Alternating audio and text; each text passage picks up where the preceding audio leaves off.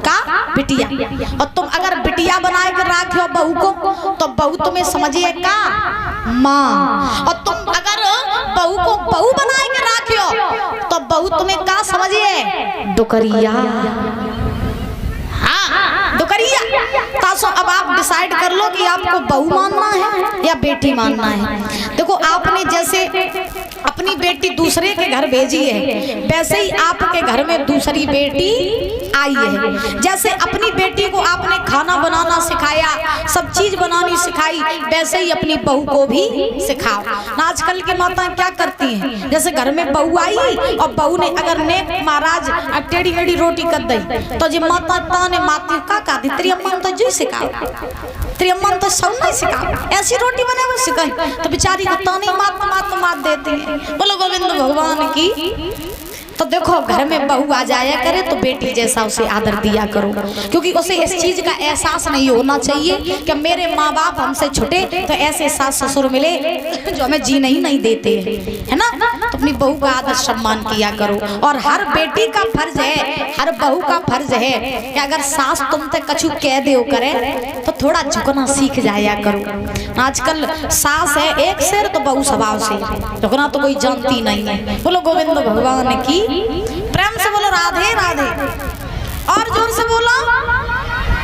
देवकी की मैया देवकी को विदा कर रही है। आज महाराज सुखदेव जी समझा रहे हैं राजन परीक्षित। कंस आ गया, कंस के गले से लग के देवकी रोने लगी तो कंस ने कही बहना क्या जाओ बहना खुश रहना, अब बस ये आशीष हमारा, अब बस यही तलक था साथ ये हमारा तुम्हारा, हमारा तुम्हारा, बस यही तलक था साथ ये हमारा तुम्हारा, हमारा तुम्हारा।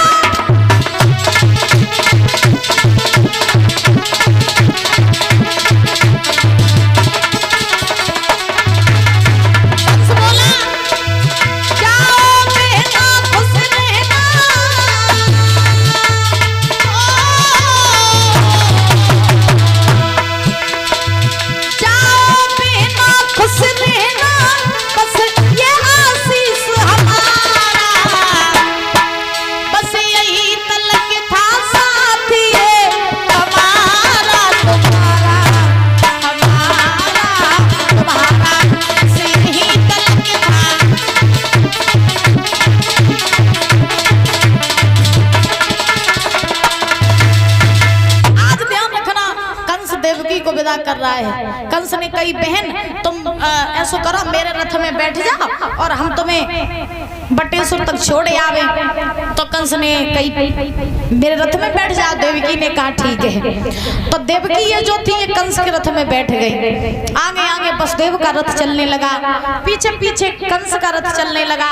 आधी रास्ते में जैसे ही रथ पहुंचा आकाशवाणी होने लगी, देवी देवता चिल्लाने लगे कंसराज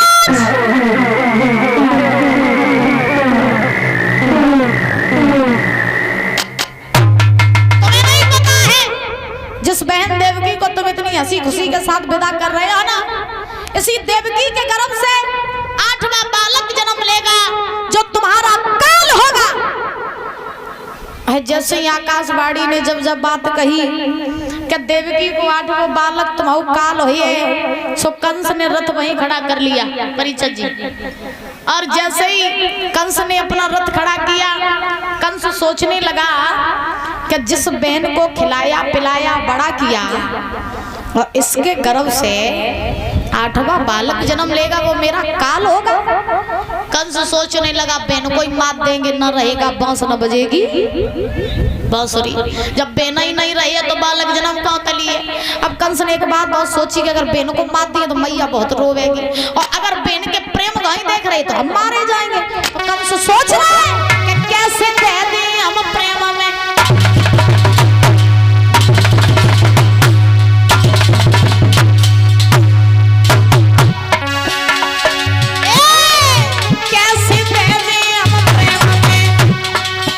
और जिंदगानी कैसे करें हम प्रेम में।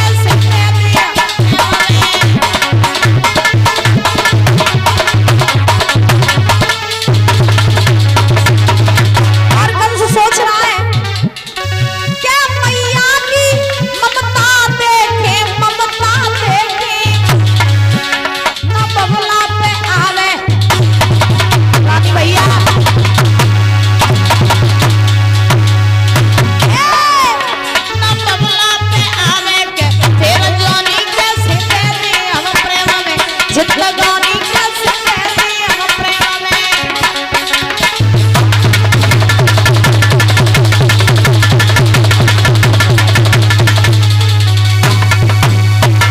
महाराज आज कंस ने देवकी के केस पकड़ लिए और केसों को पकड़ करके दादा रथ से नीचे पटक दिया। म्यान में से तलवार निकाली, जवाब दिया देवकी मैं तुझे मार दूंगा। जैसे ही मारने के लिए तलवार निकाली तैसे ही पीछे से बसदेव जी ने तलवार पकड़ ली। रुक जाओ कंसराज। कंस रुक गया। कंस ने बसदेव जी से कही तुमने हमें काहे रोको? तो बसदेव जी ने कही जब बताओ तुम्हें देवकी से डर है या इसके बालकों से? कंस बोला मुझे तो इसके बालकों से ही डर है। तो बसदेव जी कहने लगे ऐसा करो तुम देवकी को मारो नहीं, हम तुम्हें ये वचन देते हैं कि देवकी के गर्भ से जितने बालक जन्म लेंगे वो सारे बालक हम तुम्हें ला करके दे देंगे, फिर चाहे तुम उन बालकों को मार देना चाहे तुम उन्हें छोड़ देना, लेकिन देवकी को ना मारो। कंस जानता था कि बसदेव जी कभी झूठ नहीं बोलते हैं। तो कंस ने कहा ठीक है। कंस ने देवकी बसदेव को पकड़ करके मथुरा की जेल में डाल दिया और जब मथुरा की जेल में डाल दिया तो ये देवकी बसदेव मथुरा की जेल में पहुंचे हैं। महाराज अपना जीवन बिताने लगे। बोलिए गोविंद भगवान की। आओ ताली बजा के बोलेंगे सभी लोग ऊंचे ऊंचे हाथ करके, उसके बाद कथा में प्रवेश करेंगे।